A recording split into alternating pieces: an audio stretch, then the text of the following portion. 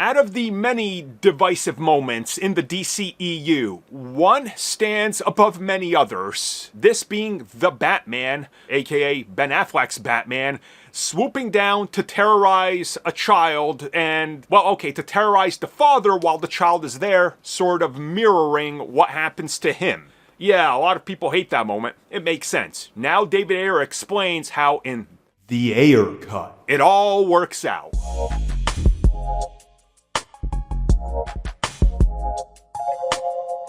Remember that time in the DC Universe, specifically David Ayer's Suicide Squad, where Batman traumatizes a child by attacking her father, just like Batman's parents were attacked by Joe Chill?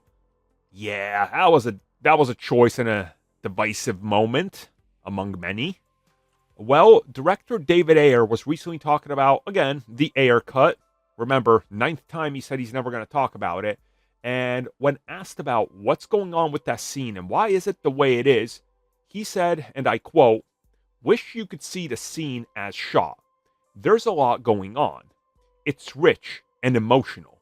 Perhaps by arresting her father, Batman believes he's sparing her worst torment.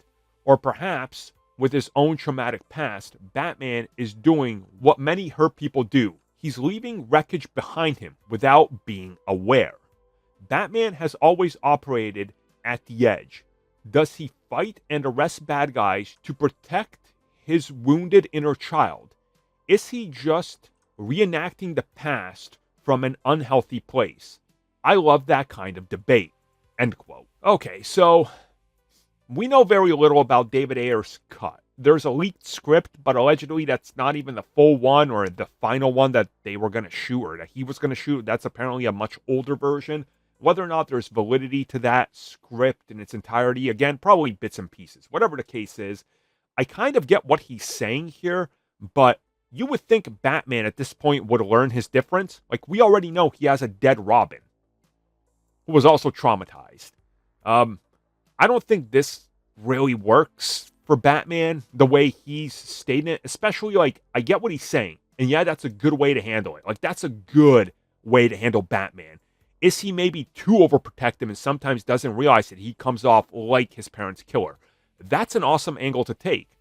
The issue is that this is a David Ayer project, and he can't direct that type of emotion, you know? And then it comes off as sloppy, and Batman literally swoops in, and he looks like a menace, you know? And he's obviously going to frighten the child. It's a little weird the way he phrased it, because I understand that David seems to understand what he's going for, but I just don't think, and I will guarantee it, even in the final cut of that film, if we ever got the Ayer cut, that it's not conveyed to a good level.